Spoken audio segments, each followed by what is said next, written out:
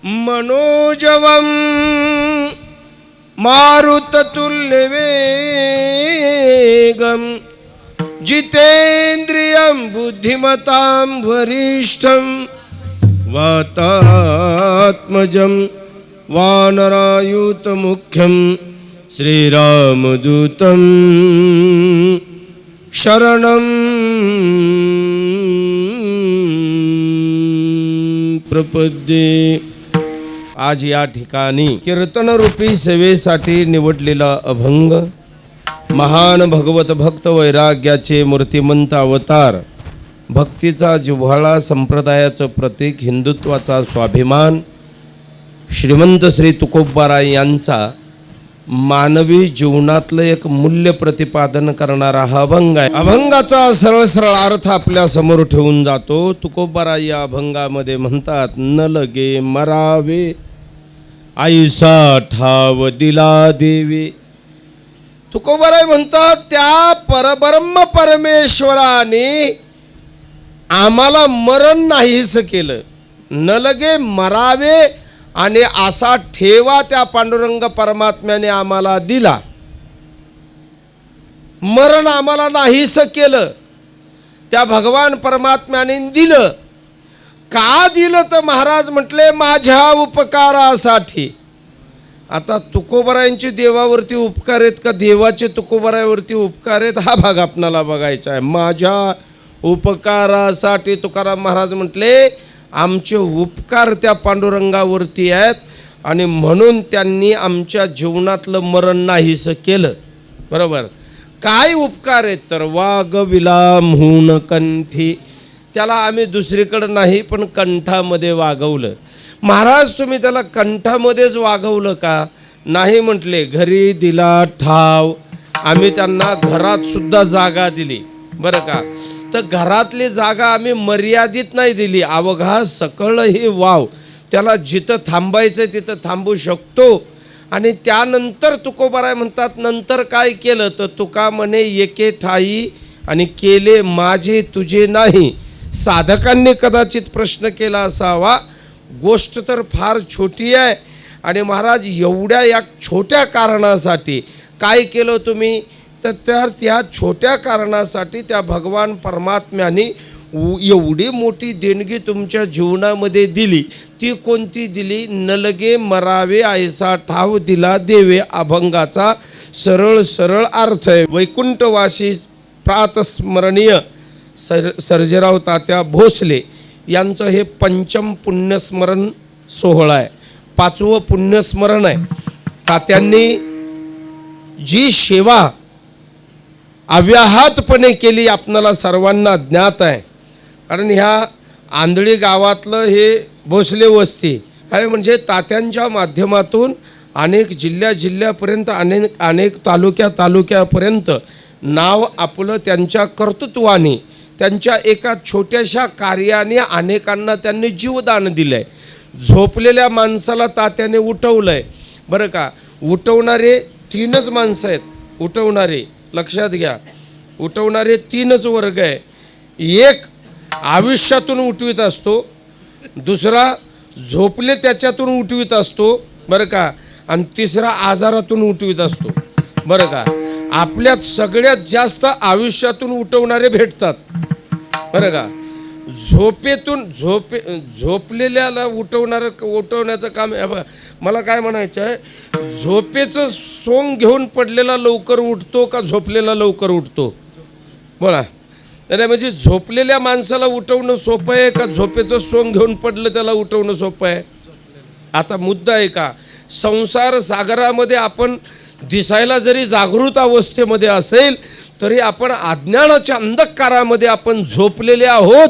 म्हणून तुम्हाला आम्हाला उठवण्याचं काम त्या परब्रह्म परमेश्वराने केलंय। बरं का, परमेश्वराने केलंय, साधू संतांनी आम्हाला केलंय, साधू संतांनी आम्हाला केलंय। बरं का, उठा जागे वारे आता,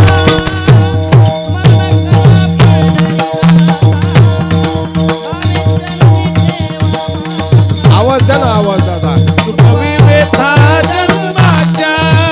उठा जागे वारे आता, स्वर्ग पंढरनाथा।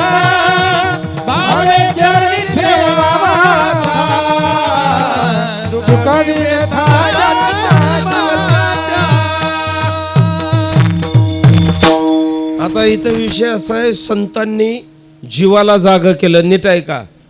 संतांनी जीवाला जागं केलं, संतांनी साधू संतांना जागं केलं आणि साधू संतांनी देवाला सुद्धा जागं केलं. उठा जागे वारे आता, संतांनी सामान्य जीवाला जागं केलं. संतांनी उठा साधू संत साधा आपुले हित, संतांनी संतांना जागं केलं आणि संतांनी देवाला जागं केलं. हा, उठा दर्शन द्याचं का,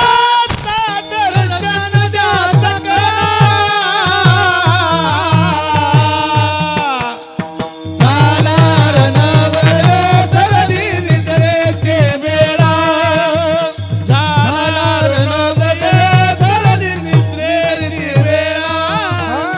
उठा पांडुरंगा दर्शन द्याचं का, झाला रणवर झरली निद्रेची वेळा, झाला रणवर झरली निद्रेची वेळा. आपला मुद्दा लक्षात घ्या बरं का. मुद्दा कीर्तनाचा म्हणजे विषयाचा आपला मुद्दा चालू आहे. देवाने मानवाला उठवलं. आता प्रमाणाच्या ओघाने म्हणून आता हा मुद्दा सांगावा लागेल ना, बरोबर आहे का नाही?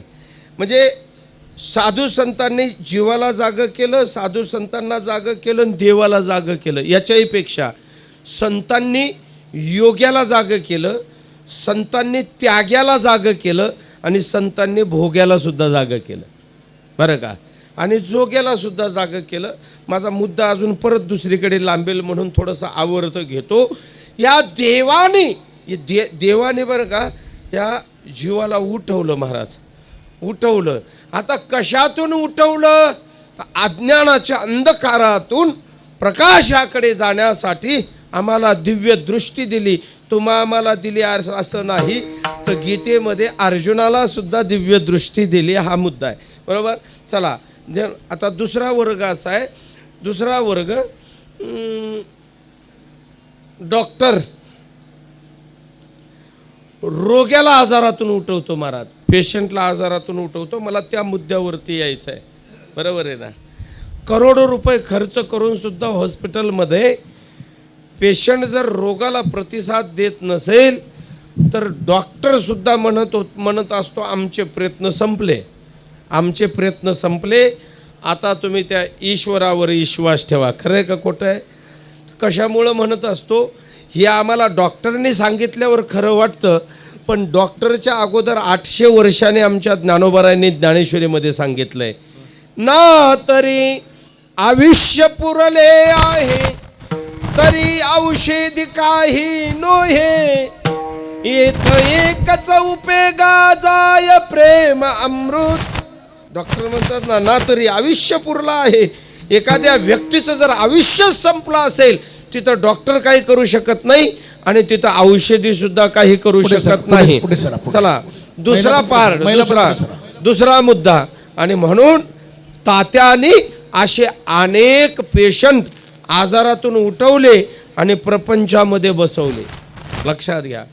म्हणजे एक देवासारखं काम, देवाचं काम तात्याने केलं, डॉक्टरांचं काम तात्याने केलं. जे पेशंट बाहेर तुम्हाला सांगतो बरे नाही झाले, ते तात्यांकडं बरे होऊन गेले. आणि म्हणून 3 वर्ग मी आपल्यासमोर मांडलेला होता. आणि मग ते तात्यांच्या 5व्या पुण्यस्मरणाच्या निमित्ताने ही कीर्तन सेवा आहे. आणि काहीतरी थोडंसं चिंतन घडावं म्हणून हा तुकोबारायांचा अभंग ठेवला आहे.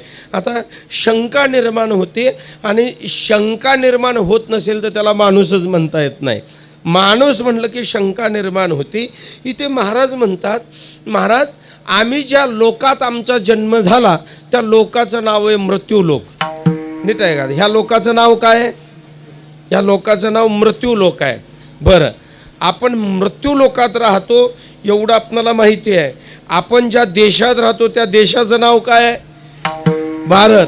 आपण ज्या खंडात राहतो त्या खंडाचं नाव काय आहे? आशिया खंड. या आपण ज्या द्वीपात राहतो त्या द्वीपाचं नाव काय आहे? जम्बू या द्वीपा माझी एक पंढर. आपण जम्बूद्वीपात, त्याच्यानंतर आशिया खंडात, या आशिया खंड आपण म्हणतो श्रीमद भागवतामध्ये ह्या देशाला अजनाब खंड असं नाव आहे. अजनाब खंड, जम्बूद्वीप आहे, हे आशिया खंड आहे. आशिया खंडामध्ये अनेक देश आहेत, त्यामध्ये भारत देश आहे. भारत देशामध्ये अनेक राज्य आहेत, राष्ट्र आहेत, त्यामध्ये महाराष्ट्र आहे. आणि महाराष्ट्रामध्ये साधू संतांच्या आणि पांडुरंगाच्या पदस्पर्शाने पुनीत झालेल्या पावनभूमीमध्ये, बरं का, पावनभूमीमध्ये. आणि हा आपण मृत्यू लोकात राहतो. मृत्यू लोकात जन्माला आलेला प्रत्येक माणूस हा मरण हातात घेऊन आलेला आहे. ऐका बरं का, तुम्हाला पटेल किंवा न पटेल, ज्या दिवशी आपला जन्म झाला का त्या दिवशी मृत्यूची नोंद आपण घेऊन आलोय. मृत्यूची नोंद माहिती असतं, कुणाला माहिती नसतं, म्हणजे कुणालाच माहीत नसतं तसं, बरं का. माहिती असतं, माहिती म्हणजे कळलं पाहिजे. तुम्ही म्हणाल कसं काय शक्य आहे, कसं काय शक्य आहे. तुम्ही मार्केटमध्ये गेलात ना, एखादी वस्तू खरेदी करीत असताना, मेडिकलमध्ये एखादा प्रोडक्ट खरेदी करीत असताना त्या प्रोडक्टवरती प्रामुख्याने 3 गोष्टी असतात. लक्ष द्या, म्हणजे तुमच्या लक्षात येईल बरं का. 3 गोष्टी असतात. काय काय असतं? एक असते MRP, दुसरी असते मॅन्युफॅक्चरिंग आणि तिसरी असते एक्सपायरी डेट. बरोबर, ह्या 3 गोष्टी असतात. तसं हे जे प्रोडक्ट आहे हे संत आणि विष्णू कंपनीचं प्रोडक्शन आहे. बरोबर, संत आणि विष्णू कंपनीचं हे प्रोडक्शन आहे.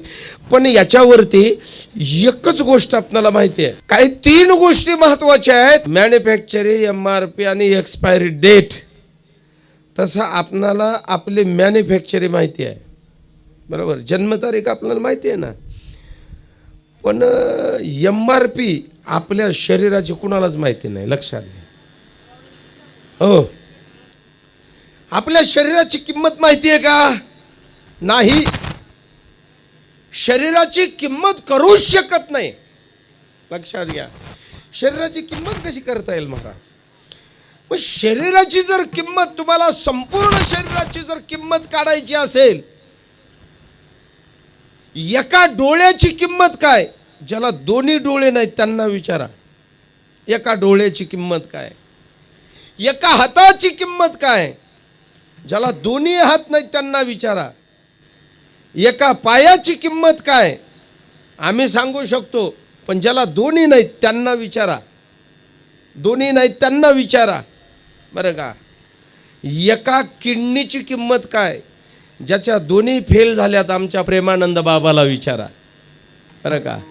नाही म्हणजे बरं, जाऊ द्या बाकीचं त्याविषयी सोडून. एक दात पडला तर किती पैसे लागतात बसवायला सांगा तुमच्याकडे साताराकडे? पडला तर म्हणा, कोणी पाडला तर म्हणा, पण बसवावं तर लागेल ना, है ना. 4,000 रुपये एका दाताची किंमत किती? 4,000. 32 दाताची किती झाली? 3 चौक 12. बरोबर आहे. 30 दाताची करा की, आहे ना. कुणाला 32 असतात, कुणाला 34 असतात, कुणाला ते माग उशिरा फुटतात बघा, ते आलेले नसतात. त्याला काय म्हणते तुमच्याकडे? अक्कलदाढ. काय नाव उभी त्याचं बघा, जे म्हणजे नसताना सुद्धा येते. अक्कल नसताना सुद्धा दाढ येते, तिला काय म्हणायचं? अक्कलदाढ. आणि ते 2-2 येऊन सुद्धा माणूस अक्कल गेल्यासारखा वागतो. म्हणजे 2-2 येऊन सुद्धा. हा विनोद नाही, वस्तुस्थिती आहे. मग ते 32 दात किती वेळा दिले देवानी? एकदा कसे? 2 वेळा. लहानपणचे विसरलो का काय तुम्ही? 5-6 वर्षाचे असताना एकदा, 8 वर्षाचे असताना एकदा येतात. हे शरीराची किंमत काढा ना. एक शरीरातली नाडी जर चॉकअप झाली तर त्याचं बायपास करायला साधारणतः 2.5-3 लाख रुपये लागतात. या शरीरामध्ये सायन्स सांगतं 72,000 नाड्या आहेत. जर त्याच्या 5,000 जर चॉकअप झालेत किती पैसे लागतील?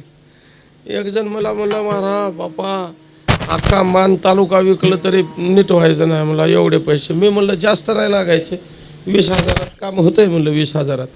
ते म्हणलं 20,000 तर काय, एक नाडी चेकअप झाली तर 2.5 लाख रुपये लागतात, तर 20,000 कसं होईल. मला म्हणलं तुमचे डॉक्टर ओळखीचे आहेत का अमर भाऊ सारखे. म्हणलं कसं काय होईल 20,000. म्हणलं होतंय 100%, पाटील महाराज झाल्यावर करून देतंय म्हणलं 20,000. ते म्हणले कसं काय, बाबांची मुंबईला वगैरे जास्त ओळख आहे त्याच्यामुळं मुंबईला जायची गरज नाही. म्हटलं मग 20,000 कसं होईल. नाही होणार का, तुम्ही गणित करा बरं का. 7,000 रुपयाचं सरपण, 400चे 2 बांबू, 250चं मडकं, सगळा हिशोब जर केला तुम्हाला सांगतो मंडपासहित, राखेलसहित, टायरासहित 20,000 होईल का नाही. येडे राजे हो. 2 नाड्या चेकअप झालं तर हॉस्पिटलपर्यंत आमच्या परत परवा एक 15 दिवसापूर्वी आमच्या गल्लीत राहणारा एक माणूस हॉस्पिटलपर्यंत सुद्धा गेला नाही, त्याला अटॅक आला बरं का. ट्रॅफिक जाम होती लग्नामुळं. जगातली तुम्हाला सांगतो आळंदीसारखे लग्न कुठं लागत नाहीत.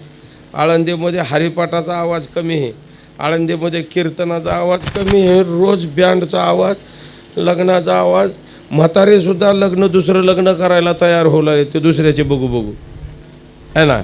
विनोद नाही, ही वस्तुस्थिती जाऊ द्या. मला काय म्हणायचं ऐका, या शरीराची किंमतच करू शकत नाही आपण. या लोकाचं नाव आहे मृत्यू लोक. या लोकाचं नाव काय, मृत्यू लोक. आणि या मृत्यू लोकात तुमचा आमचा जन्म झाला. त्या परमेश्वराने आपणाला ह्या शरीराची किंमतच कळू दिली नाही. आपणाला फक्त आपली जन्मतारीख माहिती आहे, पण ह्या शरीराची किंमत किती आहे हे नाही सांगता येणार. आणि तिसरी महत्त्वाची गोष्ट आहे म्हणजे MRP माहिती नाही.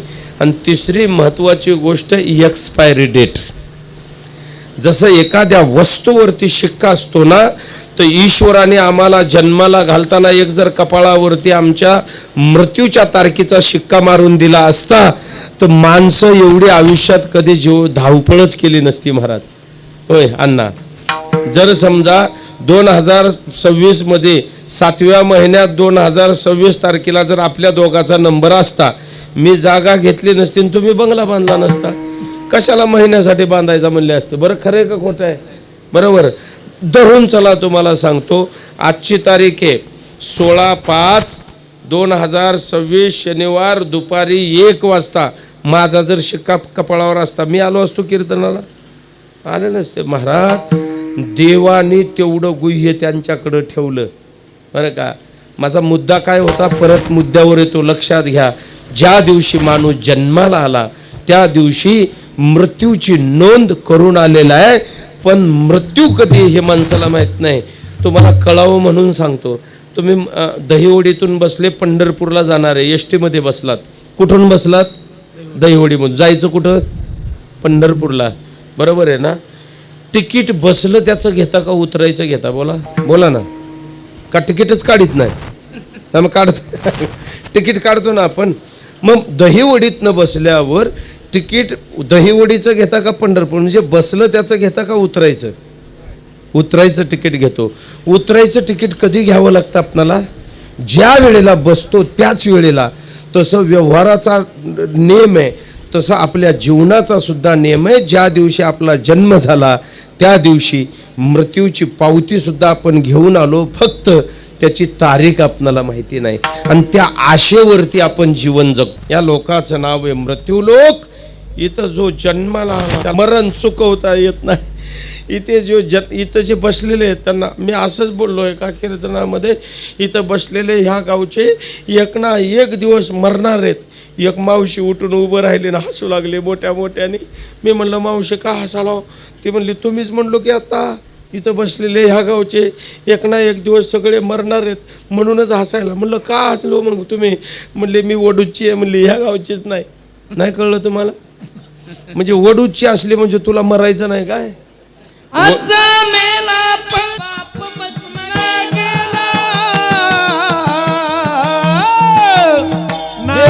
देखत ना तू पण तोही तैसा झाला. देखत ना तू पण तोही तैसा झाला. आता मेरा बंदा मेरा बाप बसना गया. देखत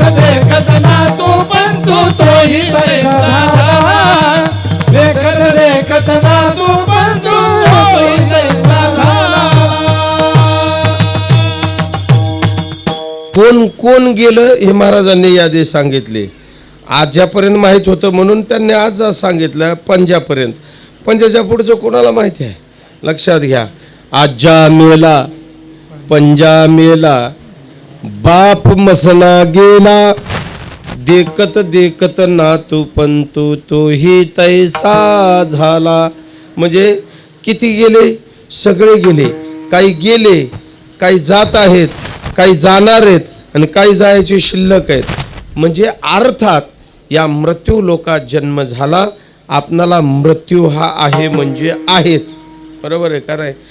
जर मग महाराज इथं जर मृत्यू लोकात जन्म झाला, अपवाद फक्त तुकाराम महाराज आहेत. इथे जीवाला जन्माला यावं वाटलं, शरीर ठेवून जाता आलं नाही. इथे संतांना अवताराला यावं वाटलं, शरीर घेऊन जाता आलं नाही. अपवाद तुकाराम महाराज. इथे शांतीब्रह्मनाथ महाराज आले, समाधीस्थ म्हणजे पाण्यामध्ये आपलं शरीर समाविष्ट करून गेले. इथे माऊली महावैष्णव ज्ञानोबाराय आले, समाधीमध्ये शरीर ठेवावं लागलं. इथे भगवान परमात्मा आले, त्यांना सुद्धा शरीर घेऊन जाता आलं नाही, कारण ह्या लोकाचं नाव आहे मृत्यू लोक. बरोबर. शरीराची होय माती, शरीराची होय माती, शरीराची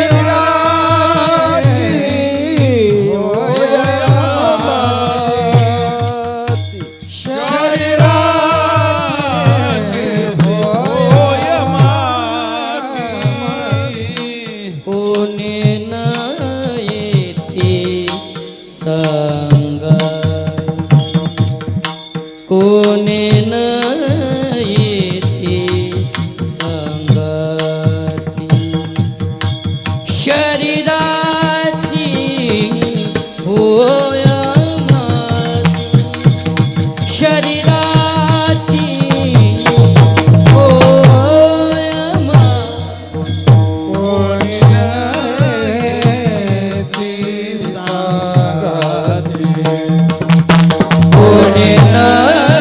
येते संगती, शरीराची होय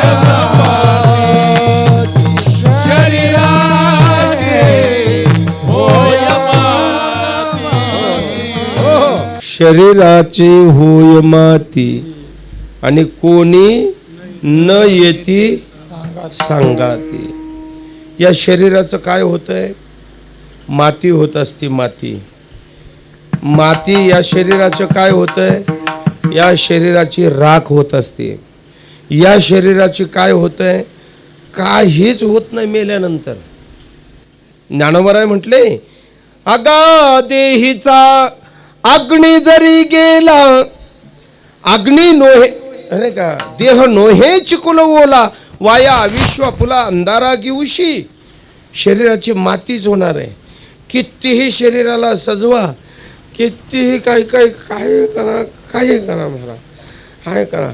ते तुमच्याकडं आहे का नाही की आमच्या पुण्याला काळ्या माणसाचे गोरे करायची एक फॅक्टरी आली. तुमच्याकडं आहे की नाही काय माहिती ना. आमच्याकडं आहे बरं का. काय म्हणते का त्याला? ब्युटी काय पार्लर. ब्युटी पार्लर म्हणजे काय? ते कारखाना होती. वंगळ्या माणसाला चांगलं बनवायचं तासभर. तुमच्याकडे नसेल, तुम्ही ग्रामीण भागातले माणसावर भाग्यवान आहोत. तुम्हाला सांग, आमचं जोडीदार बायकोला घेऊन गेलं पार्लरला. 1.5 तास आता तिनं मध्ये हे करीत म्हणे, ते आपलं मोबाईल बघत बसलं ना. 1-1.5 तासाने त्याची बाई आली समोर. ते म्हणले, आणि तिलाच म्हणाले मोबाईल बघता बघता, हो आमच्या बाईला या म्हणावं, लय वेळ झाली, मध्ये गेली. ते म्हणले, गा पाहू ग, चला मीच आहे बाई तुमची. नाही कळलं तुम्हाला? झोपा. म्हणजे पार्लरमध्ये जाताना ज्याने बायकोला सोडलं होतं का, माघारी आल्यावर त्याचीच बायको त्याला ओळखायला आली नाही.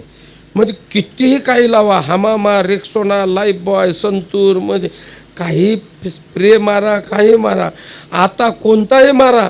त्या दिवशी मात्र ब्रँड ठरलेला आहे स्प्रेचा. कोण्या दिवशी? राम नाम सत्य आहे त्या दिवशी.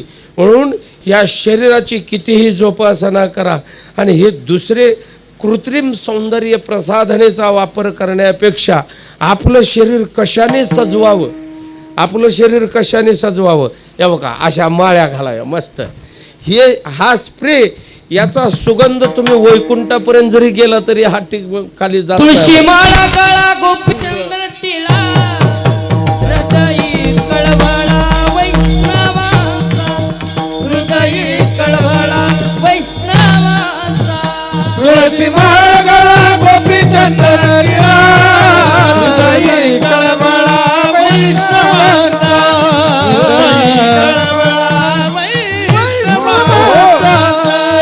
जीवन जर आपलं सजवायचं असेल अष्टगंध बुक्याने तुळशीच्या माळेने आपलं आयुष्य सजवावं. बरं का, एक सांगू, शरीराची माती जरी झाली तर माती एवढं जरी सोनं आपण जरी संपत्ती निर्माण केली तर आपल्या सोबत येणारी सर्वात मोठी श्रीमंती काय असेल तर एवढंच सोबत येतं, दुसरं काही येत नाही बा. हे एवढं गळ्यातलं एवढंच सोबत येतं, हे सुद्धा काढून घेतात हो. हे काढून तुमच्याकडे घेतात का नाही? आमच्याकडे तिकडं कपाळाला लावलेला बांधून घेती भूषणे घेती काढून भूषणे घेती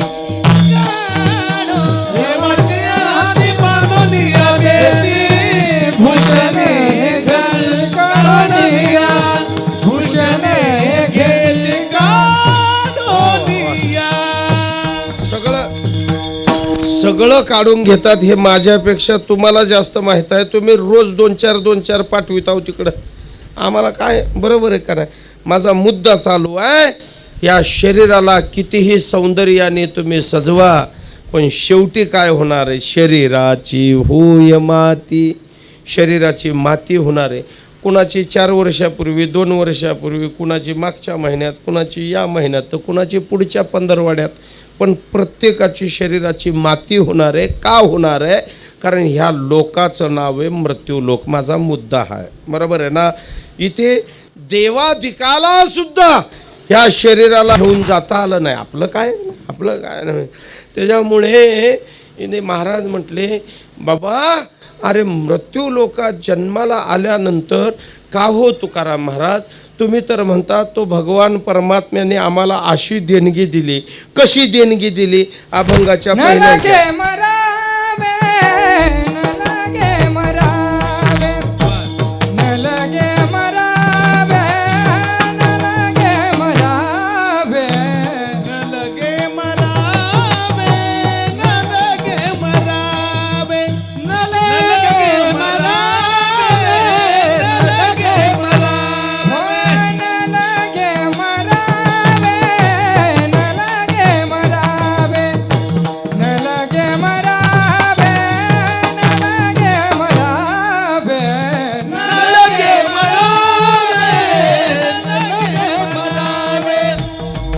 लगे मरा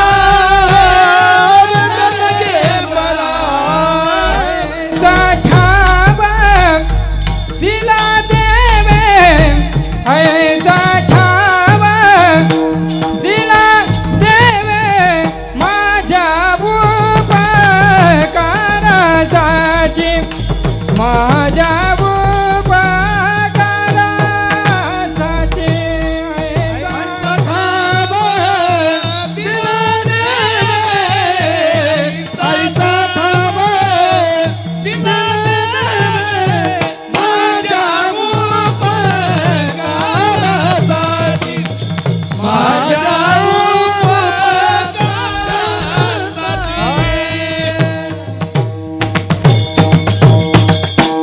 न लगे मरावे ऐसा ठाव दिला देवे.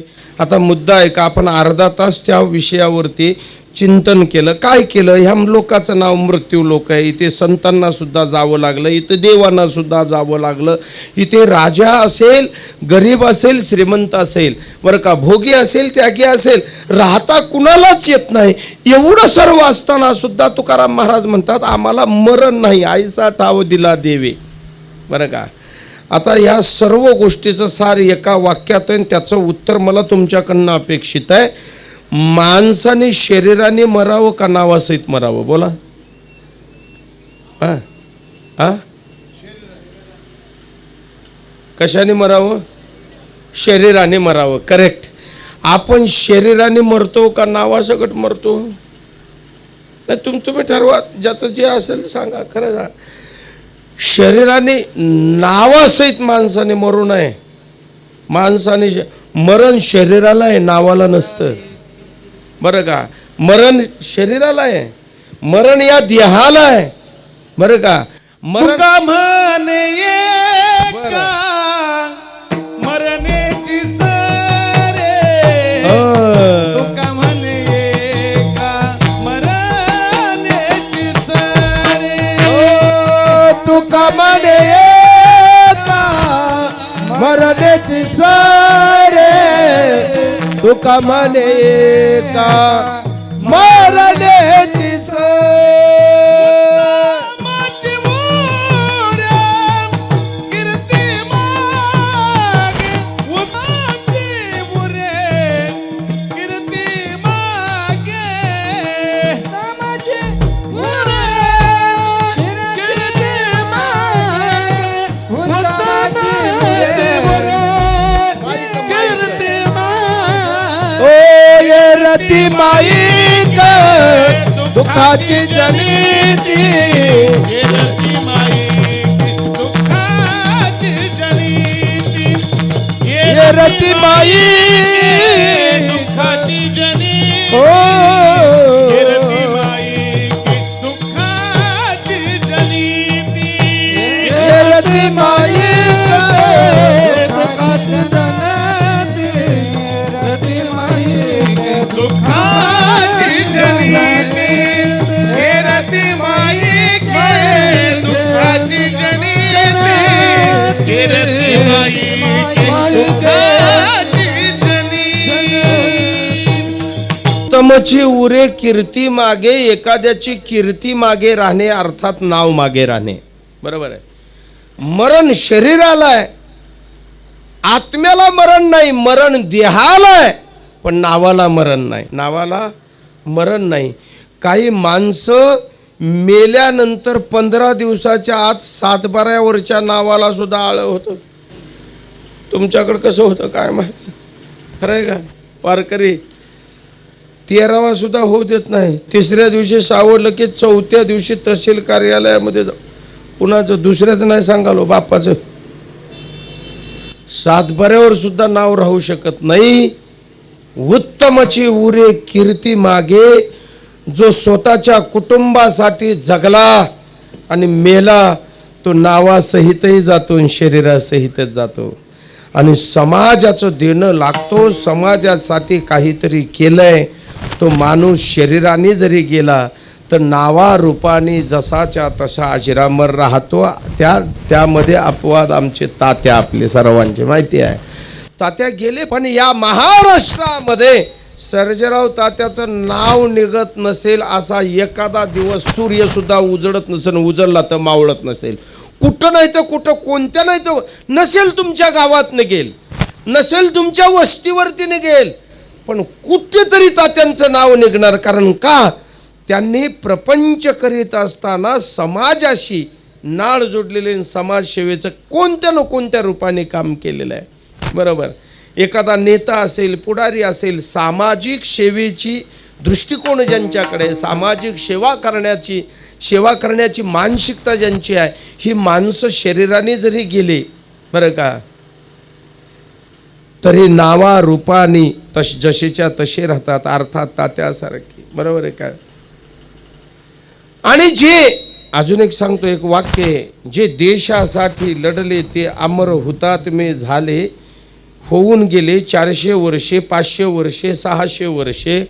आजही वर्षातून एकदा त्या राजांची, त्या शूरवीरांची, त्या नेत्यांची, त्या हरिभक्तांची जयंती, पुण्यतिथी साजऱ्या केल्या जाते. का केल्या जाते? ते तर जाऊन बरेच झाले. आम्ही पाहिलो नाही, आमच्या वडिलांनी पाहिलं नाही त्यांना. आजोबाने पाहिलं नाही. सांगा ज्ञानोबरायांना आपण पाहिलं का? माझ्या माऊलीचा समाधी सोहळा 5 आणि 10 लाख समाजामध्ये संपन्न होतो. बरं का? आपण धर्मवीर छत्रपती शिवाजी राजांना पाहिलंय का? नाही. 19 फेब्रुवारीला करोडो रुपये खर्च होतात आणि राजांच्या जयंतीचा सोहळा मोठ्या थाटामाटामध्ये साजरा होतो का? कशासाठी?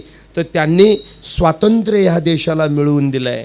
शूरवीरांनी सुंदर जगण्याचं महत्त्व आम्हाला ह्या देशाला प्राप्त करून दिलं आहे. आम्हाला रस्त्याने फिरण्याचा अधिकार मिळवून दिला आहे, नाही का? म्हणून बहे खून मेरा चमन के लिए, चमन के लिए मेरी जान जाए वतन के लिए, मेरी जान जाए वतन के लिए. बरोबर. जे दुसऱ्यासाठी जगला तो माणूस शरीराने जातो पण नावारूपाने मागं राहतो. तुकोबरायांना कदाचित हा प्रश्न केला असावा, महाराज न लगे मरावे आईसा ठाव दिला देवी. तुकाराम महाराज म्हणतात त्या भगवान परमात्म्याने अजून आमच्या जीवनामध्ये काय द्यायला पाहिजे? काय द्यायला पाहिजे? मरण माझे मरोनी गेले, माझ गेले अमर, माझ गेले अमर, माझ गेले अमर. मरण माझे मरोनी गेले, माझ गेले अमर, माझ गेले अमर, माझ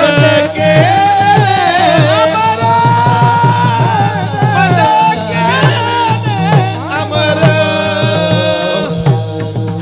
जगा काळ खाय आम्ही माथा दिला पाय. आम्हाला मरणाची भीती वाटत नाही. मरणाची भीती कोणाला वाटते? आज आज नीट आहे का? ओ, ज्याला मरणाची भीती वाटते त्याला लवकर मरण आल्याशिवाय राहत नाही. आणि जो मरणाला घाबरत नाही ना, मरण त्याच्या जवळ यायला सुद्धा घाबरतं. बा यम येतच नाही एकाला यमाला न्यायला. माणसं लय हुशार. आता पुणे मुंबईला शिकून मोबाईलवरती बघून बघून एवढे हुशार झाले महाराज, यमाला न्यायला चोपदार. बरं का? म्हणले कोण आहे तुम्ही? म्हणलं मी यम आहे. हे हातात 10 खडगा हातामध्ये, असे वाकडे दात, लांब केस करीत आला. तर म्हणला यम कशासाठी आला आहे? काय नाही म्हणला तुला न्यायचं आहे. म्हणला उरक लवकर. यम तसा येत नाही बरं का? नीट आहे का?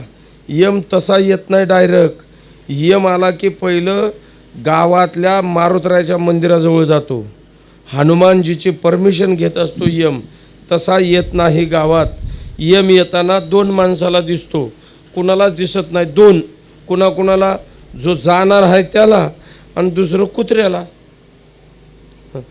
कुत्र्याला सुद्धा यम का दिसतो त्याचं कारण सांगतो. फार मोठा इतिहास आहे, माझ्याकडे वेळ तेवढा नाही आहे. पांडव वनवासातून आल्यानंतर स्वर्गाला जात असताना धर्मराजाने स्वतःचं कुत्रं नेलं सोबत यमपुरीपर्यंत. आणि त्या कुत्र्याने यमाला ओळखलं. तेव्हापासून त्यांना आशीर्वाद दिलेला आहे, तुला आलेला गावात आलेला यम कळल. लक्षात घ्या. एखाद्या गावात आपण गेलो आणि कुत्रं भुकायला लागलं की आपण समजायचं आपण कोण आहे.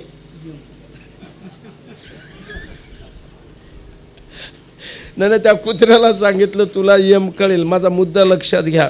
ते यम पहिलं कुत्र्याला दिसतो आणि दुसरं जे माणूस मरणार आहे त्याला दिसतो. काही माणसं 6-6 महिने रात्रभर जागावं लागतंय आणि ते तसा येत नाही. असा अकराळ विक्राळ रूप धरून येतो. हातामध्ये धारदार शस्त्र असतात, असे केस असतात. बरं का?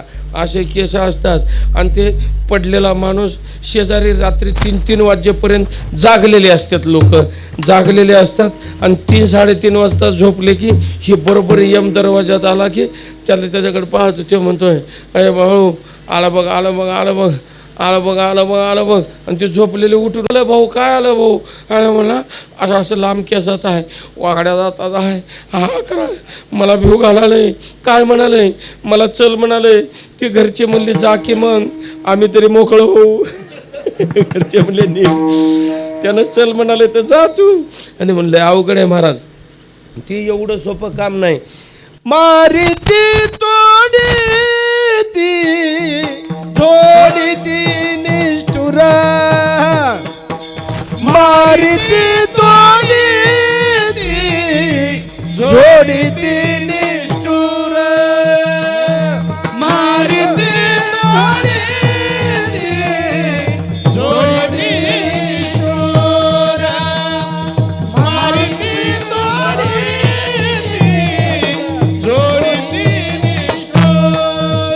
यमाचे किंकर बहुसाल बोला. यमका किंकर बहुसार मारिती तोडी ती झोडी ती निष्ठुर, मारिती तोडी ती झोडी ती निष्ठुर, मारिती तोडी ती जोडी निष्ठुर, मारिती तोडी ती जोडी निष्ठुर. काम हे यमाचं आहे. अजून ज्ञानोबराने ज्ञानेश्वरीमध्ये भरपूर त्याचं वर्णन केलेलं आहे. ह्या जीवाला काय काय त्रास होतो गरुड पुराण वाचा, सगळं सांगत बसत नाही, ऐका. मग त्याला यम आलं न्यायला. म्हणले तुला न्यायचं आहे. म्हणले चल न्यायचं आहे. म्हणले तो म्हणला असं कसं राहू. म्हणला एक तर उन्हाळ्याचे दिवस आहेत, हापूस आंब्याचं सीझन चालू आहे, तुम्ही एक तर आमच्या घरी कधी येत नाही, काय नाही, थोडं जेवण करा बसा. म्हणला बायकोला पुरणपोळी करायला होतो, परवाच आंबे आणलेत म्हणला, पाटील बाबा येणार आहे म्हणून. पाटील बाबा खायचं, यम खायला म्हणला काय होते फरक पडते, बसा म्हणला जेवण. यम म्हणला अवघडच झालं मला हे, मला कोणी बघलं की लोक पळून जातात आणि यानं खुशाल मला पुरणपोळी करतो म्हणाले, आंब्याचा रस खाऊन जा म्हणाले. आतापर्यंत कोणी यासुद्धा म्हणलं नाही मला. एवढी वर्ष 45 वर्ष सर्व्हिस केली म्हणला त्या यमराजाकडं नोकर हवं म्हणला. आतापर्यंत कोणी बघलं की पळून जायचं म्हणला लोक. यानं जेवून जा म्हणाले. मला जावं म्हणलं जेवून, आपण काय परत येणार हो का म्हणला. ह्याला हातपाय धुवायला पाणी वगैरे दिलं. आणि काय महाराज पुरणपोळी, बाई चपळ होती हो स्वयंपाकाला, चपळ. जुन्या बाया ह्या माझ्या माय माऊल्या बसल्यात ना, 10 माणूस जरी घरी आलं, 10 माणूस येण्याबरोबर नवऱ्याने आवाज टाकला, आळंदीचे महाराज आले, तिकडं कुठंतरी चालले होते, 7-8 जण जेवाय कर. नाही म्हणायची सोय नव्हती महाराज. आता म्हणजे 5 मिनटं थांबा महाराज, म्हणजे फोन करून विचारतो. तुम्ही जसा आदेश देत होते तसा ताकद आहे का आमचे आदेश द्यायला? आमची पण आलो मी. आमची एक पोरग लग्न करायचं होतं एकाला. अण्णा एका माणसाकडे गेलं. म्हणला बाबा लग्न करावं म्हणालो मी. लग्न करावं म्हणालास काय? बस म्हणलं. उन्हाळा दिवस होता आणि ते सूत कातीत होते, सूत बरं का, सूत कातीत होते. साधू होता मोठा, सूत कातीत होता. आणि सूत कातीत असताना दुपारी 12-1 वाजता त्याने आवाज दिला बायकोला, ए काय करतेस आतमध्ये? ती म्हणली काय नाही, दिवा लावून आण. त्या माऊलीने लगेच दिवा लावून आणला बा. दिवा लावून आण म्हणले ठेव इथं. ते सूत रजयाचा तयार करताना यानं बघतच बसला. म्हणला मी साधू माणूस आहे, वारकरी होय, लग्न करावं की नाही म्हणून विचारायला गेला हो, तरी हे काय नाटक लावलंय. मला ह्यानं बायकोला सांगालंय दिवा लावून आण म्हणाले, इथं ठेव म्हणाले. थोड्या वेळाने म्हणलं अहो म्हणला 1 तास झालं येऊन बसलो म्हणला मी, तुम्ही काय बोलायलाच तयार नाही. मी म्हणलं कशाचं? लग्न करायची इच्छा झाली, लग्न करावं म्हणाला मी. म्हणलं तुझ्या प्रश्नाचं उत्तर 1.5 तासापूर्वीच मिळालेलं आहे. ते म्हणला कसं? हे बघ म्हणला, एवढ्या उन्हाळ्यात सूर्य डोक्यावर असताना ज्या बायकोला मी दिवा लावून आण म्हणलो, तिनं विचारली का कशाला आणि काय काम आहे ना, आता काय अंधार आहे काय? लाव म्हणण्याबरोबर दिवा लावून आणून इथं ठेवली की नाही. अशी बायको तुला मिळाली तर लग्न कर, नाही तर भगवे वस्त्र घालून संन्यास घे, तिकडे खंडोबाकडं होय म्हणला त्यानं. संसाराला बाईक पोषक पाहिजे महाराज, बाईक बरं का. जाऊ द्या, माझा मुद्दा मी कशासाठी सांगत होतो ते आहे ते हां. अरे तेच सांगत होतो मी तुम्हाला, जुना काळ आपणाला सांगायचंच नाही, त्याच्यावर बोलायचंच नाही. कुठं डोक्याला ताण वाढून घेता बोलून. महाराज आम्ही सुद्धा ही कथा कीर्तन करतो, तुमचं आमचं सारखंच आहे. आम्ही इथं टाळ्या वाजवा म्हणलं की टाळ्या वाजवतात लोक. आमच्यासाठी तुम्ही टाळ्या वाजवता, तुम्ही सोडून दुसरं कोण वाजवत आहे? आम्ही घरी गेल्यावर आमच्या नावानं भांडेच वाजवतात नुसते, परात्या भगोन्याला परत आणि परातीला भगोना आहे का. म्हणजे त्यानं काय झालं माहिती आहे का, हुशार होता थोडा. बायकोला सांगितलं पुरणपोळीचा स्वयंपाक कर. तिनं पोळ्या केल्या, 12 पोळ्या खाल्या यमानी. किती? 12 पोळ्या खाल्ल्या. आणि पोळ्या खाण्याबरोबर जे यमाला झोप लागली, महाराज जाग्यावर झोपलो हो, जाग्यावर झोपल्यावर ह्यानं काय केलं माहिती आहे का, त्याच्या खिशात चिठ्ठी होती यमाच्या. 35 माणसं यायची होती त्या दिवशी यमाला. किती? 35. पहिल्या नंबरचं नाव ह्याचंच होतं, पोळ्या खाऊ घातलं त्याचं. यानं म्हणला खरं होई की राव म्हणला, मला वाटलं खोटंच बोलायला असेल यम म्हणला. पहिल्या नंबरचं खोडलं त्यांनी, 35व्या नंबरला टाकला आणि 35वा नंबर पहिल्या नंबरला टाकून दिला. आणि जशीच्या तशी घडी करून कागदाची यमाच्या खिशात. 5:30 वाजता उठलं यम, बरं का. आणि ह्यानं काय केलं माहिती आहे का, हे यमाला ते पोळ्या खाऊ घातल्या होत्या, त्या एका पोळीमध्ये 3 झोपेच्या गोळ्या घातल्या होत्या. पोळीत झोपेच्या गोळ्या घातल्या. 12 म्हणजे 12 त्रिक 36 गोळ्या खाल्ल्या त्याने झोपेच्या. आणि ते यम बाहेर जायचं, 13वी पोळी खाता झोपलं. 36 गोळ्या खाल्यावर 1 गोळी खाली तर सकाळी 9 वाजल्याशिवाय माणूस उठत नाही. एवढ्या गोळ्या खाल्या आणि झोपलं. जागा म्हणला कधीच झोपत नाही राहू म्हणला, मी ड्युटीवर राहू म्हणला, नोकरी सोडून आतापर्यंत. कसं काय झोप लागली की काय नाही की म्हणला. म्हणला स्वयंपाक छान झालता का, लय भारी म्हणला, असलं कधी खाल्लं नव्हतं, कोणी वाढलं नव्हतं म्हणला, तुम्ही लय आग्रहानं वाढलं म्हणला, तुम्हाला न्यायचं होतं म्हणला, पहिलाच नंबर तुमचा होता म्हणला. जाऊ द्या म्हणला, विषय सोडून देतो, मी तुमच्यावर खुश आहो म्हणला. शेवटी ज्याचा नंबर आहे त्या चिठ्ठीवर त्यालाच घेऊन जातो मी आता म्हणला. काय कळलं तुम्हाला? यानं म्हणला आगावच ताप झाला म्हणला, माझ्या हातानं शेवटी नंबर टाकलो म्हणला, मी पहिलाच ठेवायला पाहिजे होता, शेवटी टाकलो म्हणला. तर कसं आहे माहिती आहे, आपल्या हाताने नंबर चुकवला म्हणजे यमाच्या चिठ्ठीतला नंबर चुकतो असं नाही. याच्यातून काय घ्यायचं लक्षात घ्या, मृत्यू हा आपल्या हातात नाही, तो नोंदून आलेला आहे. तुम्ही रजिस्टर कितीही करा, काही करा, रजिस्टरमध्ये अनेक प्रकार असतात, वेगवेगळ्या पद्धतीचं रजिस्टर असते. आपलं काही एक रजिस्टर आहे का? आपलं रजिस्टर घरातलं नाही म्हणत मी, आपल्या ह्या हिशोबाचं रजिस्टर हे इथं दिसणार नाही. गेल्यावर चित्रगुप्ताकडे आजचं बघा, तुम्हाला सांगतो, आजचं हे 11 ते 12 पर्यंतचं तुमचं रजिस्टर वेगळ्या पद्धतीचं आहे. प्रत्येकाचं रजिस्टर वेगवेगळं असतं महाराज. चांगलं काम केलं त्याचं रजिस्टर वेगळं आहे, वाईट काम केलं त्याचं रजिस्टर वेगळं आहे. चित्रगुप्ताकडे एक निळा पेन आणि एक लाल पेन आहे, बरोबर. तुम्ही जेवढं सत्कर्म केलात तो निळ्या पेनने उजव्या हाताने लिहिला जातो, आणि तुम्ही वाईट कर्म जेवढं केला तेवढं लाल पेनने डाव्या हाताने लिहिला जातो. तो सगळ्यात जास्त जर रजिस्टर बघितले तर चित्रगुप्त मला परवा भेटला होता. महाराज ते डाव्या हाताचंच रजिस्टर लय झालेत म्हणला. नाही कळलं तुम्हाला? म्हणला डाव्या हाताने लिहायचे, लाल पेनचेच रजिस्टर जास्त झालेत म्हणला. अर्थात म्हणजे याचा अर्थ चांगलं वागणारी म्हणजे पोषक, देवाला साधू संताला आवडेल असं वागणारी असावीत असं थोडक्यात. म्हणजे काय मी कशासाठी सांगितलं तुम्हाला, एक यम तसा आपल्या दारात येत नाही. एक कुत्र्याला दिसतो आणि दुसरा हनुमंतरायाला विचारतो. जो हनुमंतरायाचा भक्त आहे ना, त्या हनुमानजी यमाला म्हणतात, आता ह्या गावात फिराव म्हणाला.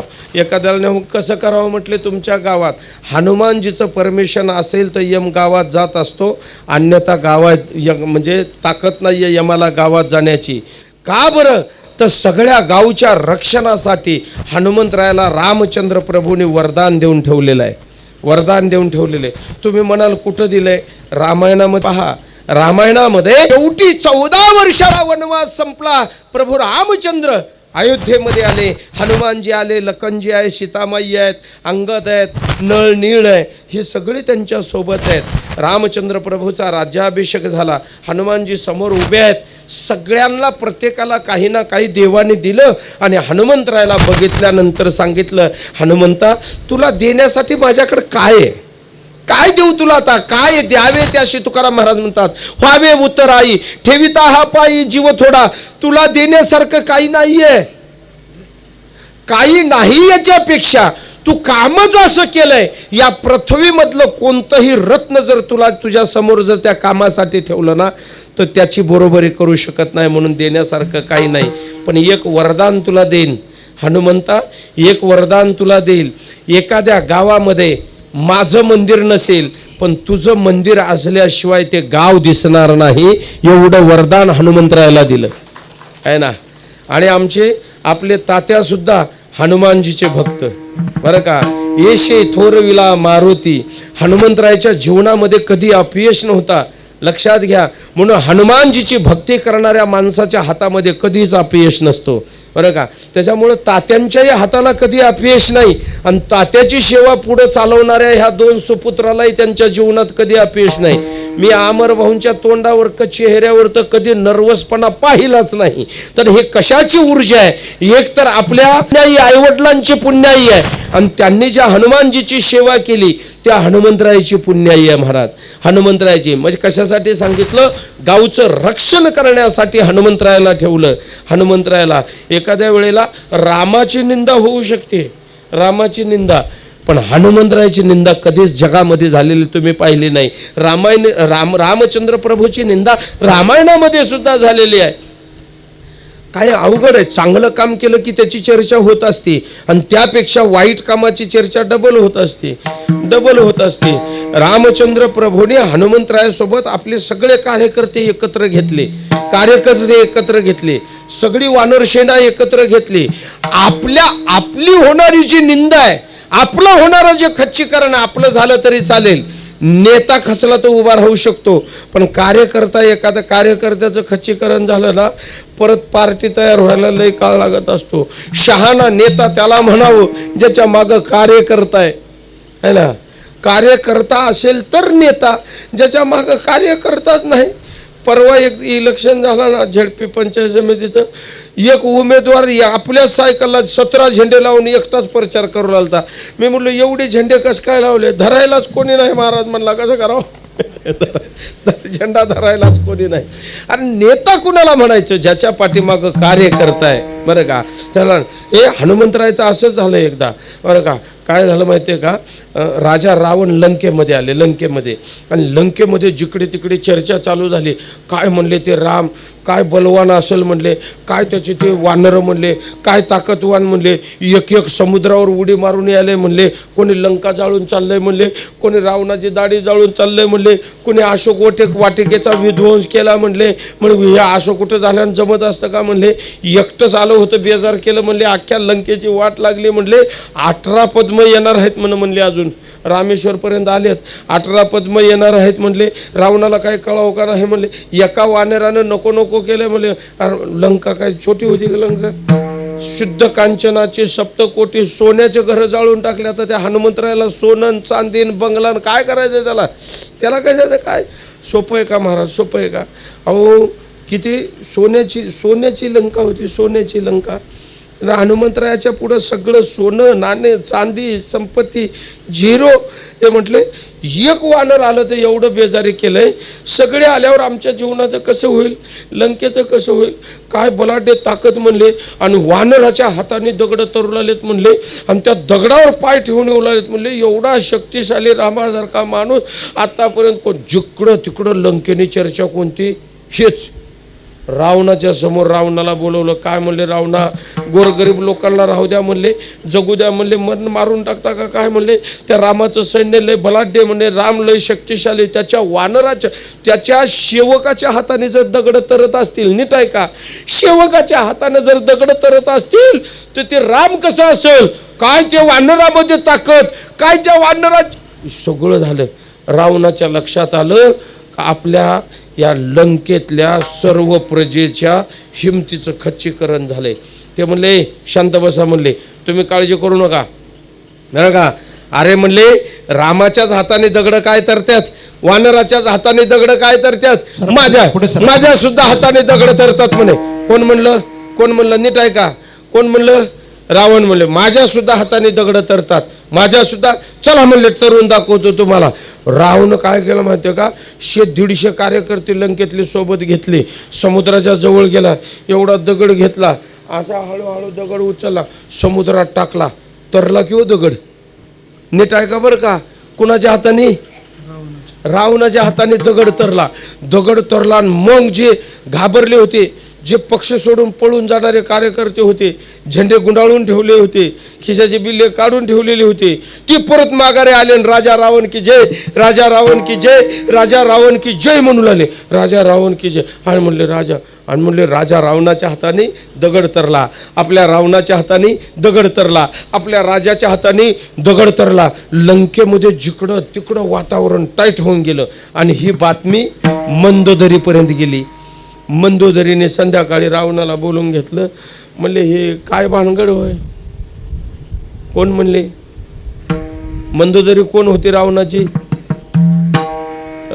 कोण होती, कोण मंदोदरी, आजी कोण होती, सासू, बायको, बायको रावणाची, मंदोदरी रावणाची बायको होती.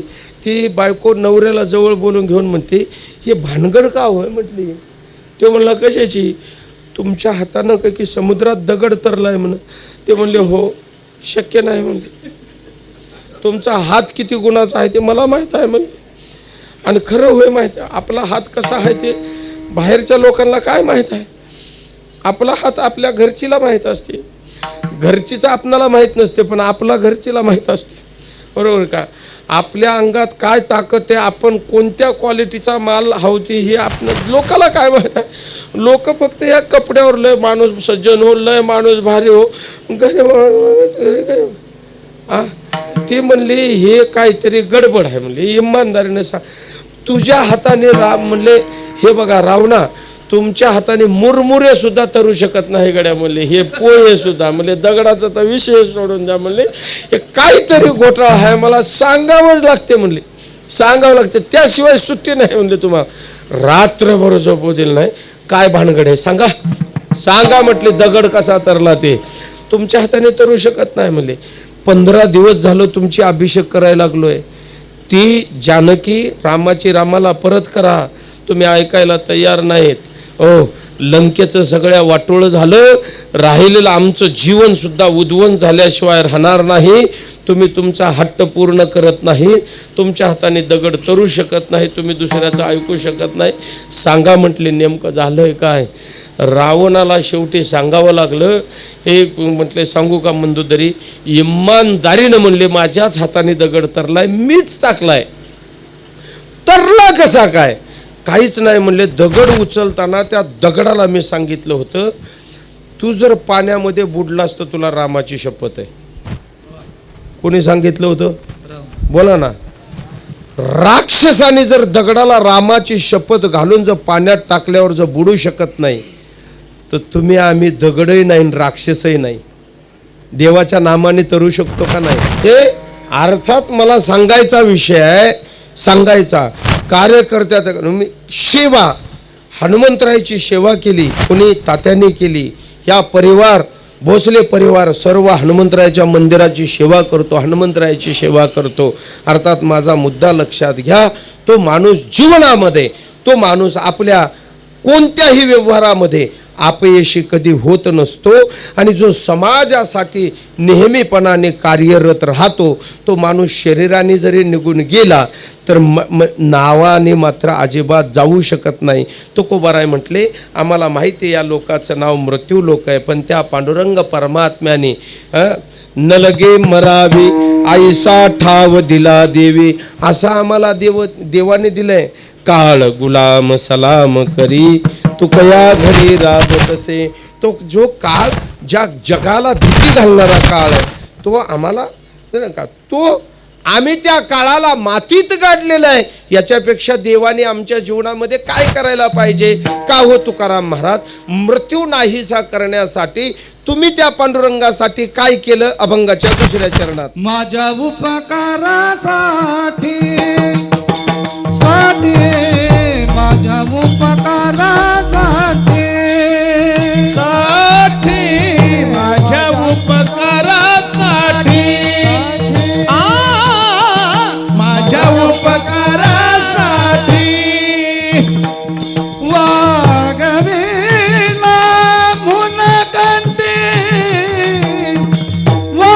मन कंठी माझ्या उपकारासाठी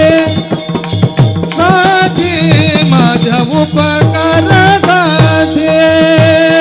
वागविला म्हणे कंठी वागविला म्हणे कंठी. समुद्रामधून 14 रत्न निघाले, त्यामध्ये कौस्तुभ नावाचा मणी निघाला. लक्ष्मी कौस्तुभ पारिजात कशुरा,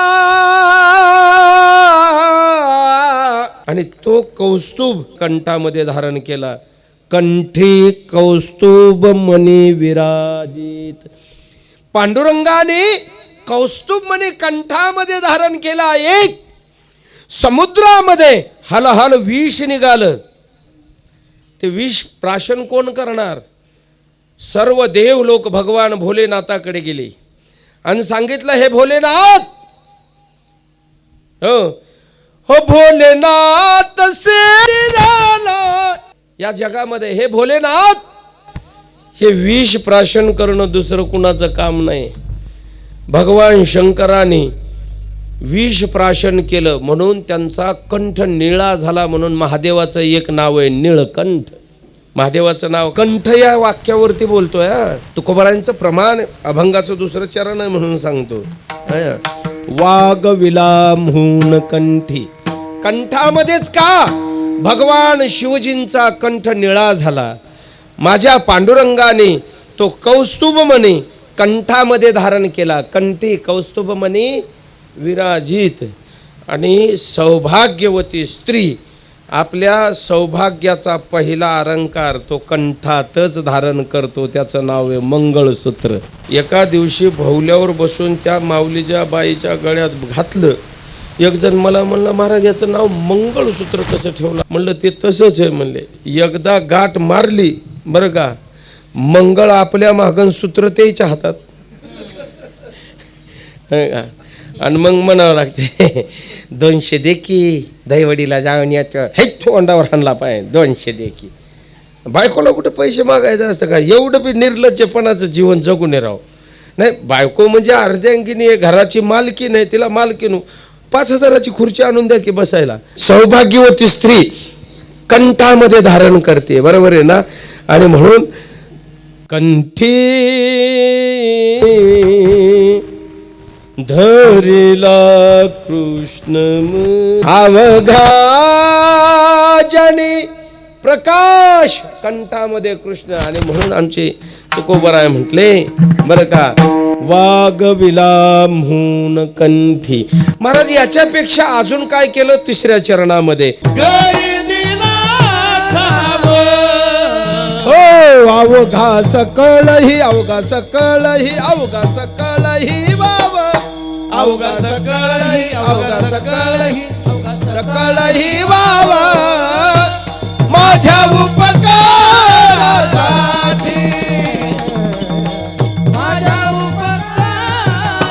हो तुकाराम महाराज म्हटले, त्या भगवान परमात्म्याला घरी ठाव नाही का, त्याला घरामध्ये ठाव दिला.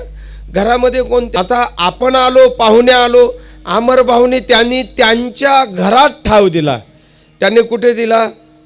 बंगल्यात ठाव दिला. बंगल्यात आम्हाला रूम दिली ना फ्रेश व्हायला, आंघोळ करायला, कुठे दिली? बंगल्यात. पण घरात नाही. अगोदर घरामध्ये ठाव, अगोदर घरामध्ये ठेवलं. घर म्हणजे कोणतं? हे घर आहे. घरी दिला ठाव. अगोदर ह्या मंडळीला इथं ठेवलं. इथं ठेवल्यावर ते राहण्यासारखे आहेत, बरं वाटलं म्हणून या बंगल्यात ठेवलं. जर इथंच राहण्याच्या लायकीचे नसतील, कळलं तुम्हाला, तर गेटच्या आतमध्ये नो एंट्री. प्रत्येकाने त्या परब्रह्म परमेश्वराला ह्या घरात ठाव द्यावं. हे घर आहे, शरीर हे मंदिर आहे, शरीर हे बंगला आहे बरं का. शरीर हे पिंजरा आहे. कबीरदासजी म्हणतात, पिंजरा खूप बनाया बे अंदर नारायण सोया. शांती ब्रह्मनाथ महाराज म्हणतात, पक्षी उडोन जाये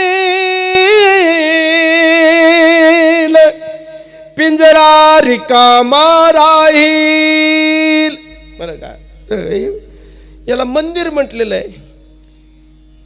तुला कही पाजत करले, तुला करे रखवाली, उड़ जाएगा एक दिन पंच रहेगा पिंजरा खाली, उड़ जाएगा एक दिन बस बस, माझा मुद्दा लक्षात घ्या. शरीर हे मंदिर आहे. मंदिराची व्याख्या काय? मन रमती इति मंदिरः. म म्हणजे मंगलता, दि म्हणजे दिव्यता, र म्हणजे रम्यता, अर्थात भगवान परमात्मा आतमध्ये वास्तव्याला आहे. बरं का, देहाची तिजोरी भक्तीचाच ठेवा, उघडदार देवाता, उघडदार देवा. पिते डोळे मिटुनी दूध जात मांजराची, मनी चोरट्याच्या काने भीती चांदण्याची, सरावल्या हाता नाही कंप का सुटावा. देह हे काय आहे तुमच्याकडे? आता आमच्याकडे आहे तसंच आहे का? नाही, आता आम्ही 2 दिवस झालं निघून, ते काय 1 मिनिटाला वाढतं हो, कमी जास्त होतोय. बरं का, सोनं पेट्रोल कधी वाढलं आणि कधी कमी होईल पेट्रोल डिझेल काय नियम नाही. ₹1,00,000 1,50,000 तोळा समजा. एका मावशीला तिच्या मालकाने 5 ग्रॅमची नथ आणली, 5 ग्रॅमची नथ. आता ती नथ तिथून दुकानदार देताना, ज्वेलर्सवाला देताना लाल कागजात त्याची पुडी बांधून एक बारक्या अशा पाऊचमध्ये टाकून देतो, डब्बेमध्ये टाकून. ते डब्बे कशात असते? पाऊचमध्ये. ते पाऊच कशात असते? पर्समध्ये. असतं ना ते पर्स असते. म्हणजे एखाद्या मायमाऊलीची निंदा करतो अशातला भाग नाही. वस्तू, अहो महाराज, ही शहरात राहणाऱ्या बाया पर्स वापरावं हो. शेतात खुरपायला जाणाऱ्या सुद्धा पर्स वापरायला येतं आणि त्याच्यात खुरप ठेवून चालल्यात. आता कसं करावं? आता खुरपीने ठेवून जायचं पर्स. वापरू दे त्याच्याबद्दल आपल्याला काय म्हणा. बरं का, मग ती काय सांगत होतं का? डब्बी ती त्या पर्समध्ये. ते पर्स घरात गेल्यावर मोठ्या एवढ्या डब्यामध्ये, आणि तो डबा छोट्या एवढ्या पेटीमध्ये. ती पेटी कपाटामध्ये. कपाटालाही बघा, असा एक खाना असतो, असा एक असतो, आणि परत असा एक असतो. त्याला चोर कप्पा म्हणतात.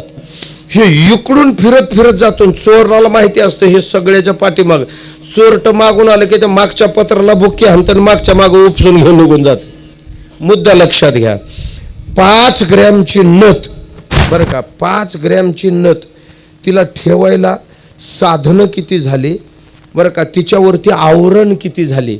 बरोबर आहे का? जगाचा बाप पृथ्वी मोलाच्या किमतीपेक्षा जास्त आहे. त्याला ठेवण्यासाठी दुसऱ्या तिजोरीचा फायदाच नाही. त्याला हीच तिजोरी पाहिजे. ह्याच तिजोरीमध्ये, ह्या तिजोरीशिवाय दुसरीकडे राहू शकत नाही. काय मावण्या, अशीच एका मावशीला नथ आणली आणि ती सगळ्याला सांगत सुटली. नथ इथं घातल्यानंतर बायाचं असं असतं महाराज, कोणती एखादी नवीन वस्तू आणली की ते थांबत नाही. ते शेजारणीला कधी एकदा दाखवून येऊ, शेजारणीला दाखवून यायपर्यंत चहा पित नाही, जेवण करीत नाही, त्याच्यामुळे दमत निघत नाही आम्हाला. काही असू द्या सांगून तुम्हाला. आणि मग ती गेली दाखवायला आणि म्हणली अशी नथ घातलेली. आणि मग सगळ्याला म्हणायची, आई गंगूबाई नथ म्हणली पिंट्याच्या पप्पाने आणली. सगळ्याला सांगत सुटली, आमच्या पिंट्याच्या पप्पानी नथ आणली बघा, पिंट्याच्या नथ. असं केल्याशिवाय ते वर होत नाही ना. तुमच्याकडे इकडे दिसत नाही. आमच्या बीड भागामध्ये आहे ना, अशी गोल बांगडी एवढी नथ असते. चहा पिताना सुद्धा असं धरून पितात त्या बाया, बरं का. पण ती हातामध्ये तिच्या काहीतरी भाजीच्या कॅरी बॅगी होते. रस्त्याने जाता ती म्हणायची, ओ गंगवा त्या इकडे या. तुला काय माहिती आहे का? ते बघा म्हणली, आमच्या पिंट्याच्या पप्पानी नथ आणली म्हणली. नथ आणली पिंट्याच्या पप्पानी. जिस यार ने नाक दिया उनको भूल गई ये ना कबीरदासजी तिला म्हटले, अगं ज्याने तुला नथ आणली त्याचं 108 वेळा नाव घेती माय, पण ते नथ घालण्यासाठी ज्यांनी तुला नाक दिलं उनको भूल गई येणार. नाक महत्वाचं आहे का नथ महत्वाचे? बोला. नाक जर नसेल तर नथ काय कानात घालायचे? काय सौंदर्य महाराष्ट्राचं आहे महाराज. तर माझा मुद्दा तो नाहीये. कशासाठी सांगितलं? एखादी मूल्यवान वस्तू असेल तिला ठेवण्यासाठी ठिकाण सुद्धा योग्य असावं लागतं. जगाचा बाप आपणाला ठेवायचा आहे. तुकाराम महाराज म्हटले, घरी दिला ठाव. या हृदयामध्ये सांगितलं जनावंती देवा. बर, त्या देवाला तुम्हा आम्हाला आमच्या घरात जर ठेवायचं असेल, या हृदय रूपी घरामध्ये, तर काय माहितीये का, तुम्ही दहिवडीला राहता, हो म्हणा. कुठं राहता? दहिवडीला राहता. तुमचा मोठा बंगला आहे, हो म्हणा. नसला तरी बी मोठा हाय हा मोठा बंगला आहे बरं का. तुमच्या घरी 5 भाडेकरू आहेत. किती? 5 भाडेकरू. आम्हा दोघाला 2 रूमा पाहिजे बरं का. तुम्हाला काय करावं लागेल आम्हाला घरी ठेवण्यासाठी? बोला लवकर बोला, वेळ संपली, 12 वाजले. काय करावं लागेल? हो, ते म्हणतात घर जेसीपीनं तुमच्या अंगावर टाकावं लागेल. नाही अहो, सरळ आहे ना. अगोदरचे 2 भाडेकरू काढून द्यावे लागतील. आम्ही सोपा उपाय आहे. तुका मने चित्त निर्मळ येवोनी गोपाळ रायचे ते, येवोनी गोपाळ रायचे. वा वा वा. तुका म्हणे चित्त करा रे निर्मळ, येवोनी गोपाळ राय ते, येवोनी गोपाळ राय ते. 2 रूमा खाली करावे लागतील बरोबर. म्हणजे अगोदरचे भाडेकरू खाली करावे लागतील. तुकाराम महाराजांचं प्रमाण आहे का, घातले बाहेरी काम क्रोध वैरी बरं का. किंवा तुका म्हणे देह भरीला विठ्ठल, पण कधी काम क्रोध केले घर रीते. रीत म्हणजे रिकाम. हे 6 षडविकाराने अगोदरच भरलेलं आहे.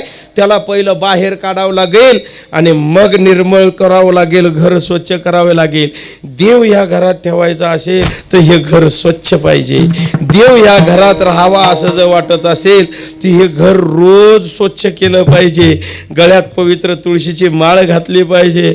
वाईट खाल्लं नाही प्यालं नाही पाहिजे. त्या देवाचं समाधान वाटलं तर राहील ना. आम्हाला तुम्ही कीर्तन झाल्यावर घरी बोलवलो आणि कुक्कुट पालनामध्ये चटई टाकून बसवलो. आम्ही कसं राहू?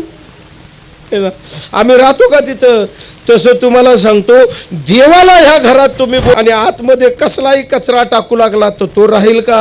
आणि तो निघून गेल्यावर हे तरी राहील का? जनाबाईने देवाला सांगितलं, हरिया हो माझ्या मंदिरी, दुसरे कोणी नाही घरी. हरिया हो माझ्या मंदिरी, नाही कोणी दुसरे घरी. हरिया हो माझे मंदिरी, नाही कोणी दुसरे घरी. हरिया हो माझे मंदिरी, नाही कोणी दुसरे घरी. म्हणून लक्षात घ्या, अहंकाराचा षडविकार बाहेर फेका. काम क्रोध आधी हो का, मतभेद, गावकीचे भेद, राजकीय भेद, सामाजिक भेद सगळे आपल्या हृदयातून बाहेर काढले पाहिजे. भगवान परमात्मा त्यावेळेला येतो आतमध्ये. पण तुकाराम महाराज म्हटले, घरी दिला ठाव अवघा सकळ हे वाव, तुका म्हणे एके ठाई केली. आणि जीव आणि शिवाचं ऐक्य झालं. एक तुका म्हणे एके ठाई आणि केले माझे तुझे नाही. याच्यातला केले हे वाक्य पूर्वार्धामध्ये घ्यावं लागतं तर या विषयाची संगती लागते. तुका म्हणे एके ठाई केली. गव्हाचं पीठ चुरून आणलंय, पकवा झाला. पाणी आणि पीठ एकत्र केलंय. आता पीठ वेगळं आणि पाणी वेगळं होऊ शकत नाही. चहा बनवलाय, चहा पावडर, साखर, दूध एकत्र केलंय. आता त्याला बाजूला करता येत नाही. तुकोबराय म्हटले, तुका म्हणे एके ठाई केले. आता माझे तुझे नाही आणि म्हणून हेच ऐश्वर्य आम्हाला त्या परमेश्वराने दिलंय. काय दिलं, कशासाठी दिलं, तर माझ्या उपकारासाठी. आम्ही देवावरती उपकार केलेत, म्हणून देवाने आमच्यावरती उपकार केलेत. विठोबा रखुमाई, विठोबा रखुमाई, रखुमाई, हो पार कुमार, हो पार कुमार, हो पार कुमाई, हो पार कुमाई, हो पार कुमाई, हो पार कुमाई, हो पार कुमाई, विठ्ठल विठ्ठल विठ्ठल विठ्ठल विठ्ठल विठ्ठल विठ्ठल पुंडलिक वरदा हर विठोल श्री ज्ञानदेव पंढरीनाथ भगवान माऊली ज्ञानेश्वर महाराज जगद्गुरु तुकाराम महाराज. आपल्या आईवडिलांच्या उपकारातून उत्तीर्ण होण्यासाठी, अर्थात जेने हा जीव दिला दान, तात्यांनी एवढं ऐश्वर्य निर्माण करून ठेवलं, लौकिक वाढवून ठेवला, समाज जोडून ठेवला. आणि तेच कार्य अमरभाऊ अगदी निस्वार्थपणे या ठिकाणी करतायत.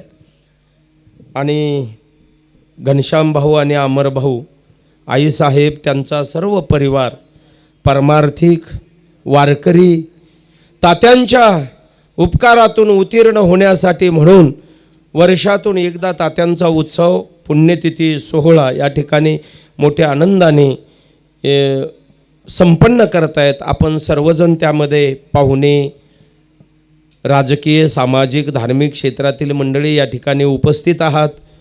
विशेष करून 2 वर्ष ज्यांची कीर्तन सेवा तात्यांच्या पुण्यतिथीला झाली ते आमचे प्रेममित्र हरिभक्तपरायण लक्ष्मण महाराज पाटील आहेत.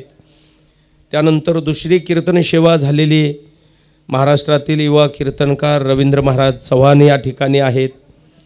त्याचबरोबर संगीत रत्न, संगीत अलंकार आमचे यशवंत गुरुजी खामकर आणि आपला भैया काय अभिषेक दादा आणि परिसरातली महाराज मंडळी, बाहेरही काही महाराज मंडळी या ठिकाणी उपस्थित आहेत. कारण ही तात्यांनी केलेल्या कार्याची पोचपावती आहे.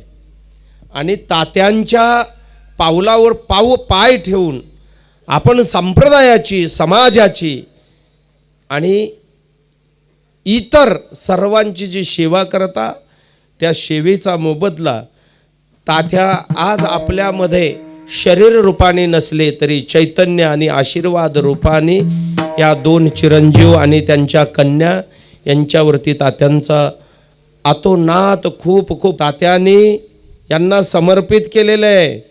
येत सेवा हा दारवंट, हनुमंतरायाची सेवा करा तुमच्या आयुष्यामध्ये कधी. आणि एक सांगू तुम्हाला, आईवडिलांचा आशीर्वाद असावा म्हणून जगाच्या पाठीवरती ज्या आईवडिलांनी जगाचं सौंदर्य पाहण्यासाठी जीवन दान दिलं, एवढं लहानाचं मोठं करून हे वैभव निर्माण करून दिलं. प्रत्येकाने आपल्या आईवडिलांच्या उपकारातून उत्तीर्ण होण्यासाठी वर्षातून एकदा आपले पितर आपल्या ह्या कार्याची, ह्या दिवसाची वाट पाहत असतात.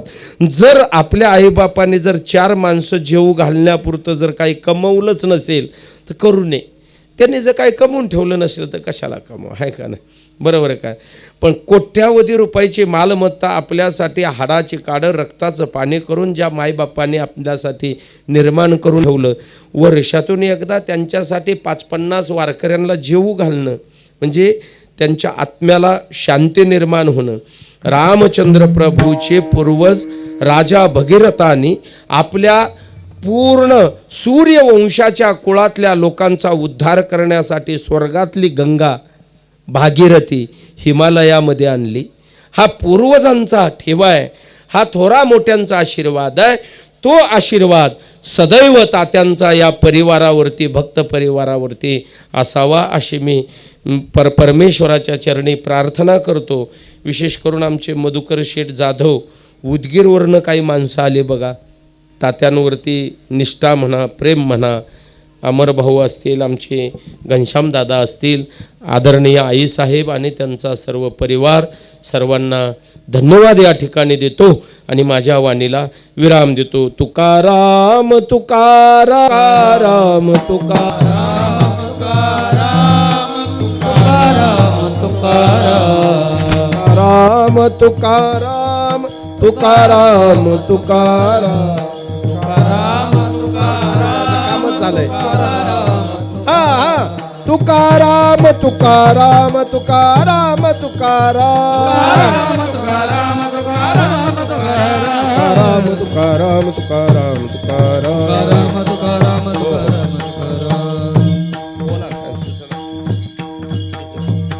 ज्ञानेश्वर माऊली ज्ञानराज माऊली ज्ञानेश्वर माऊली.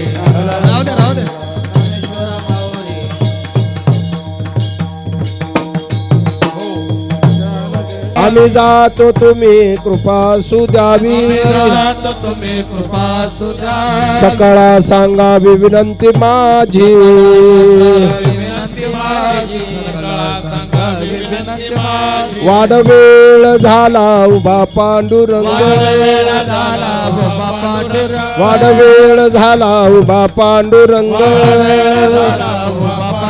वैकुंठा श्रीरंग बोलावितो, बोलावितो वैकुंठा श्रीरंग बोलावितो. अंतकाळी विठू आम्हासी पावला, आमासी पावला. अंतकाळी विठू आम्हासी पावला.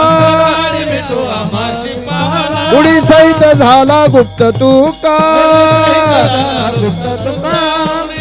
झाला लोक शुद्ध वाडवेळ झाला उभा पांडुरंग, झाला उभा पांडुरंग. वाडवेळ झाला उभा पांडुरंग. झाला उभा पांडुरंग. वैकुंठा श्रीरंग बोलावितो, बोलावितो वैकुंठा श्रीरंग बोलावितो. पुंडलिक वरदा हर विठ्ठल श्री ज्ञानदेव पंढरीनाथ भगवान माऊली ज्ञानेश्वर महाराज जगद्गुरु तुकाराम महाराज की. आरती ज्ञान राजा महाकैवल्य तेजाचे विद्य साधू संत मनोवेदला माझा. आरती ज्ञान राजा नोकरी ज्ञान जगे हिता नेनात कोणी अवतार पांडुरंग. नाव ठेवले ज्ञानी आरती ज्ञान राजा महाकैवल्य तेजाचे विद्य साधू संत मनोवेदला माझा रती ज्ञान राजा. प्रगट गुय बोले विश्व ब्रह्मच केले रामाच्या. पायी ठकच ठेवले आरती ज्ञान राजा. सेवित साधू संत मनोवेदला माझा. तुकारामा स्वामी सद्गुरुदामा सच्चिदानंद मूर्ती. पाय दाखवे आम्हा आरती तुकाराम. राघवे सागरात पाशाने तारिले तैचे गोवाचे अभंग रक्षिले आरती तुकाराम. स्वामी सद्गुरुदामा सच्चिदानंद मूर्ती. पाय दाखवे आम्हा आरती तुकाराम.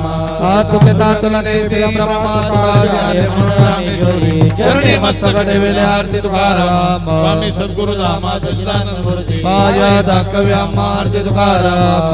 खाली लोटांगण वंदीन चरण डोळ्याने पाहिन रूप तुझे. प्रेमी आनंदीन आनंदी पूजिन भागवाळीन वननाम. ढल रखमाई ठोबा रखमाई ढल रखमाई ठोबा रखमाई. हीच वावी माझी आस पंढरीचा वार घरी वारी कोणी दे हरी. सर्व काळ अखंड प्रेमाचा कल्लोळ वारी कोणी दे हरी. कृष्णा तुका मागेचे दान वारी कोणी दे हरी. भविष्य व्हावे तया माझी या सकाळ हरीच्या कल्पनेची बाधा संत मंडळी सुखी असो. अहंकाराचा वारा न लागो राज. माझे विष्णुदास भाविकासी नामामने असावे कल्याण. जामुख निदान पांडुरंग. कल्पनेची बाधा नो कोणी संत मंडळी सुखी असो. अहंकाराचा वारा न लागो राज. मागणे ते कृतच प्रती आहे देशिद्रे पाय पांडुरंगाया संतास निर्वीच कामने आता उदार माझं ठेवे पाये संताचे. संतास निर्वेचे मजे आणि तुझे काय ज्ञानदेव तुकाराम ज्ञानदेव तुकाराम. तुकाराम तुकाराम. कृपया सगळ्यांनी खाली बसा 2 मिनिटं.